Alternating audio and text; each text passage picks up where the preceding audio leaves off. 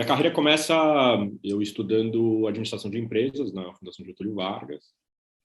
E foi interessante na época, porque a GV, na época, era muito forte em finanças e consultoria, né, basicamente. Então, mas eu olhava para essas duas áreas e falava, cara, isso não é para mim, né? E foi aí que eu conheci bastante marketing e tal, comecei a entrar em contato com esse mundo e, puta, me encantei. O que eu me encantei, né? Me encantei por uma parte subjetiva, por uma parte abstrata, por uma parte humana. Então, eu acho que a humanidade é muito uma espinha dorsal da minha carreira, né?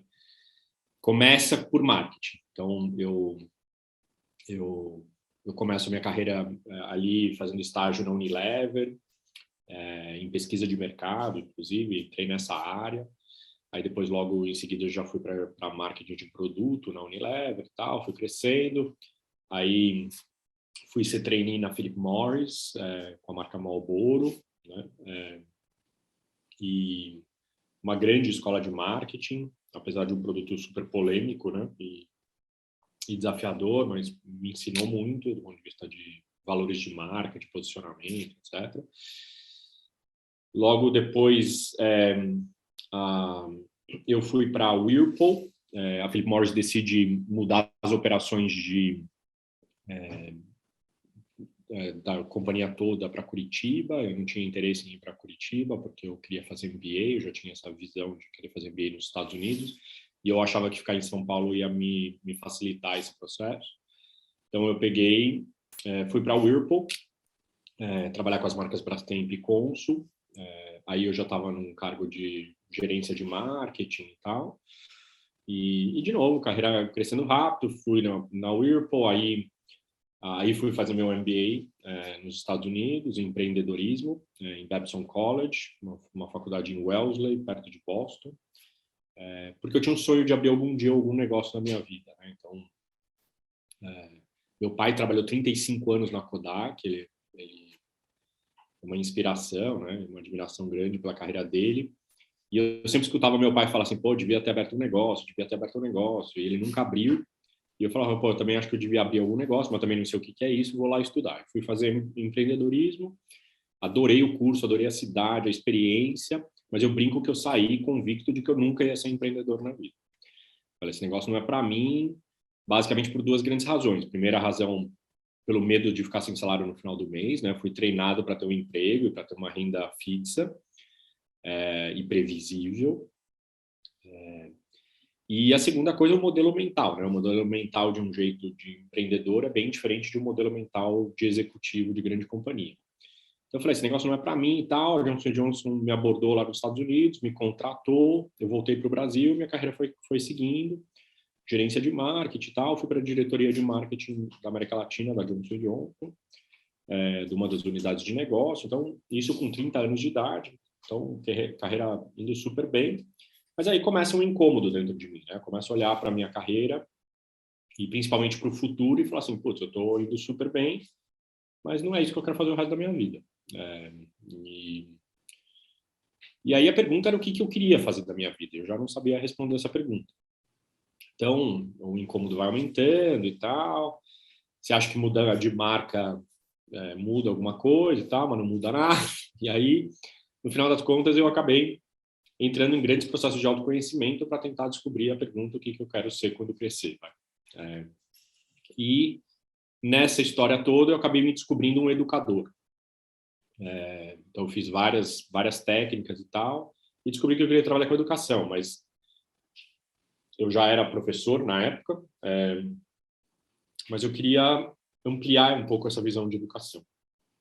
Pedi demissão da Johnson Johnson, fui trabalhar na Manakei, que é uma empresa de consultoria estratégica / educação executiva.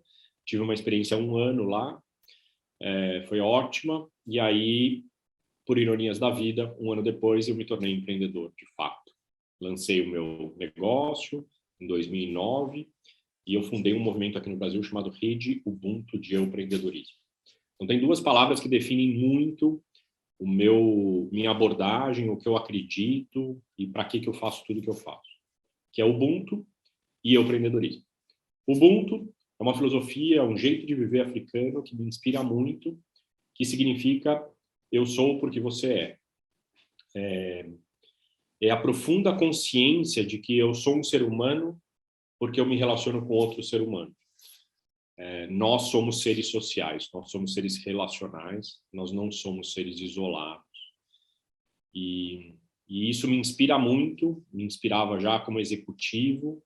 Eu conheci essa palavra, inclusive, quando eu estava na Johnson Johnson ainda. E virou efetivamente um propósito. Então, eu tenho trabalhado muito em relação ao Ubuntu desde então.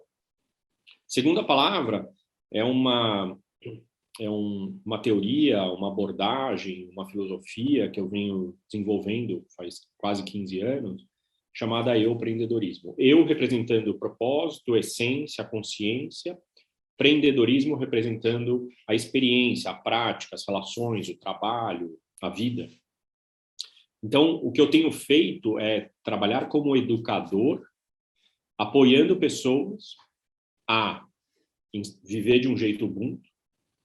E uma grande forma de fazer isso é através do empreendedorismo, no sentido de fazer com que as pessoas entrem em contato consigo, automaticamente vão ter que entrar em contato com o outro, porque eu não consigo entrar em contato comigo só se eu não entrar na relação, e colocar isso em prática na vida, nas relações do trabalho, na família e etc.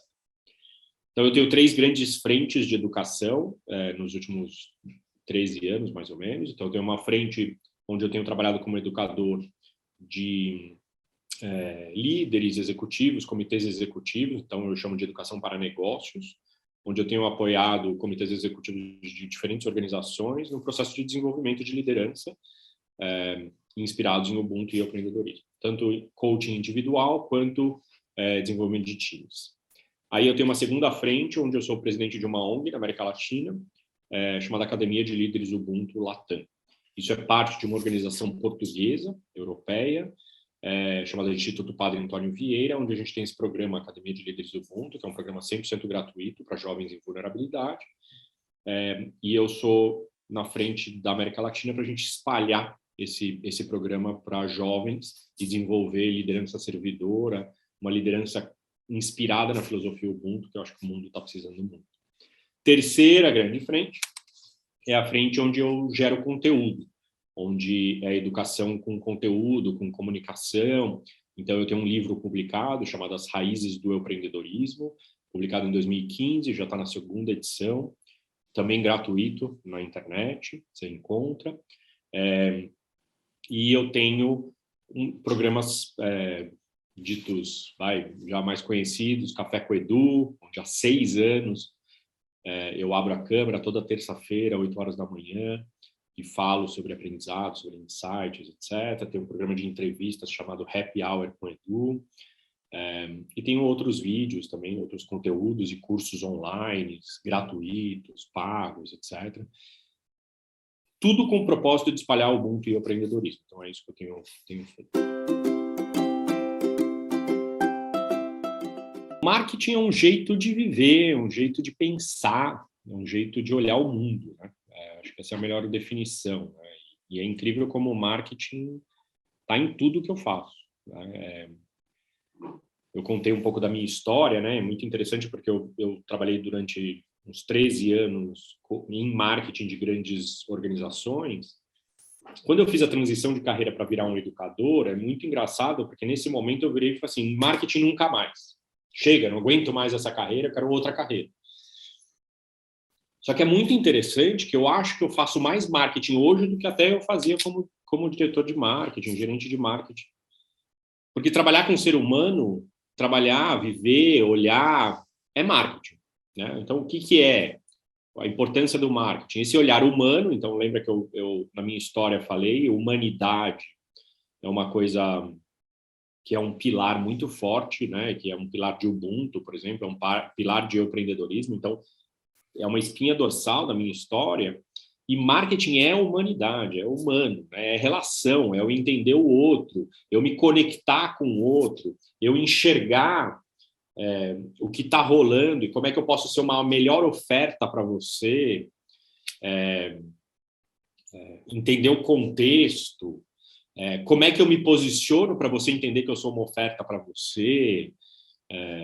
Então, é muito interessante porque eu tenho acompanhado muitos executivos, muitos líderes nos últimos anos em reflexão de propósito de carreira. Putz, como é que, né? O que eu faço da vida e tal. Então, o empreendedorismo tem um papel muito importante nisso. E isso é puro marketing. Por quê? Porque eu faço um olhar de, né, por exemplo, qual é o teu posicionamento? Né? Qual é o teu propósito? Aí como é que você se posiciona? Como é que você se comunica? Né? Qual é o teu valor? Precificação? Né? E assim vai. Né? Canais de distribuição, e assim vai. Então, modelo de negócio. Então, é muito legal, porque assim, eu vou te dizer que na minha história, marketing está como pano de fundo de tudo, e é muito fácil para mim, é muito automático, é muito interessante eu trabalhar com outras pessoas que vêm de outras áreas, e eles não têm certos pensamentos, certas reflexões, certos olhares, que para mim é muito natural, porque eu trabalhei em marketing. Então, na minha opinião, todo mundo devia aprender marketing. Seja de que área você é. Por quê? Porque você vai precisar usar. Aonde for, em qualquer área. Porque simplesmente o fato de você ser humano, noções de marketing é muito importante para a gente poder se relacionar, para a gente poder ofertar um teu serviço. Você, obviamente, se você vende um produto, se você vende um serviço. Então, para mim, é essencial. Essencial. Olhando para o futuro, acho que e aí movimentos importantes de tendência, né? Então, tecnologia só tende a explodir. Então, honestamente, cognitivamente, a gente não tem a menor ideia do que vai acontecer, porque nosso cérebro não consegue alcançar o nível de conexões, né, que a tecnologia vai permitir, já está permitindo e só tende a aumentar. Então, esse fenômeno, somado ao fenômeno demográfico, no sentido dos jovens, e do impacto, inclusive, que as tecnologias estão tendo na formação dessas pessoas e a evolução de nível de consciência, etc. Então, eu acredito que só vai ser mais complexo. Acho que a vulnerabilidade, portanto, essa sensação de vulnerabilidade que a gente sente cada vez maior, assim, mais desafiador, porque antigamente certos breakdowns, né, certos desafios que a gente vive na vida vinham um por vez, agora vem quase tudo ao mesmo tempo agora. Então, dado tudo isso, e dado isso que você falou, né, de um contexto super complexo, concorrido, etc., a visão que eu tenho é que cada vez mais agendas do tipo autenticidade, então, primeira coisa, vai sobreviver, vai perpetuar aquelas marcas, aquelas pessoas, aqueles serviços, aquelas empresas que efetivamente vivem aquilo que estão vendendo e falando. Isso já está acontecendo, mas eu só acho que vai se acentuar. Outro fenômeno que eu acho que está acontecendo, que é importante, é cada vez mais essa consciência do papel que a gente tem nesse planeta. Então, sim, lucro é importante, é fundamental, a roda precisa girar, só que não é a única coisa. Então, quais são outras variáveis? E aí se fala muito em ESG, ainda se fala muito, se pratica bem pouco. Então, o quanto essa agenda de qual é o meu papel como organização, como indivíduo, como líder no mundo, isso cada vez mais é fundamental e necessário. Acho que tem um fenômeno também acontecendo, que é uma reflexão aí ligado a esse segundo ponto que eu acabei de trazer, que é o que é sucesso. E eu acho que historicamente o preço da ação e tuas taxas de crescimento, né, sempre foram os indicadores. Eu acho que os indicadores vão cada vez mais se transformar, né? Então, o que é sucesso para uma determinada organização, para você como ser humano, como líder, etc. Acho que também está acontecendo esse fenômeno. E eu acho que vai se acentuar.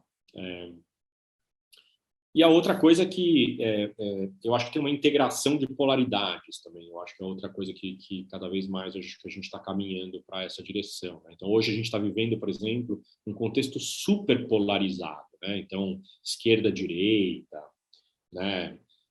Homem-mulher, econômico-social, liberdade e controles, restrições, etc. Então, a gente está vivendo muitas polaridades e eu acho que a gente precisa caminhar como seres humanos e como sociedade numa direção de integração desses polos, porque não tem um certo ou errado, né?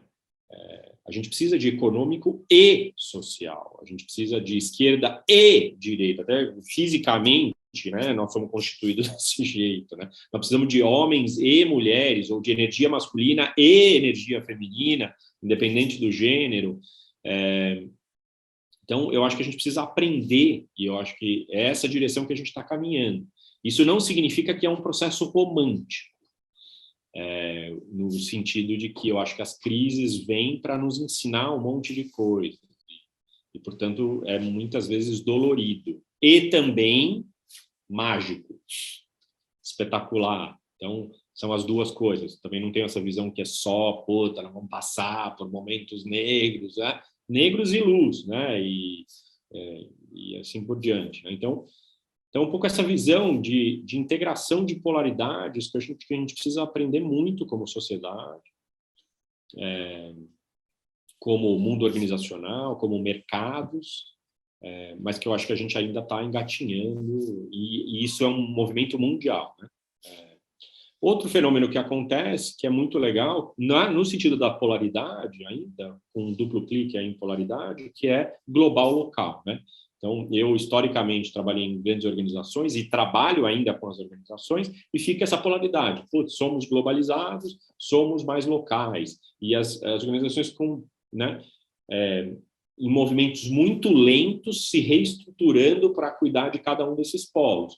Como é que a gente tem organizações, modelos organizacionais que dançam muito rapidamente, muito fluidamente entre um pensamento global e um pensamento local, trazendo otimização de recursos, economias de escala e customização, atendimento do produtor local, etc. Então, acho que a gente está aprendendo ainda, acho que a gente está ainda dando passos muito pequenos ainda, mas acho que a gente vai dar passos maiores. Então, um pouco essa visão que eu tenho.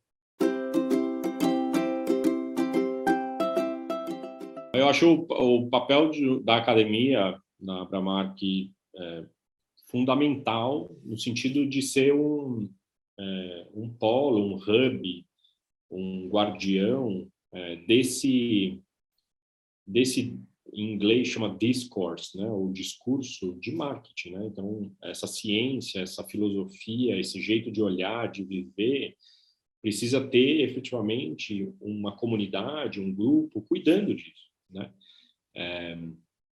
Eu já escutei e eu inclusive já falei muitas vezes, nossa, né? A palavra você é marqueteiro como pejorativo. E de fato, acho que o próprio marketing vem evoluindo, né?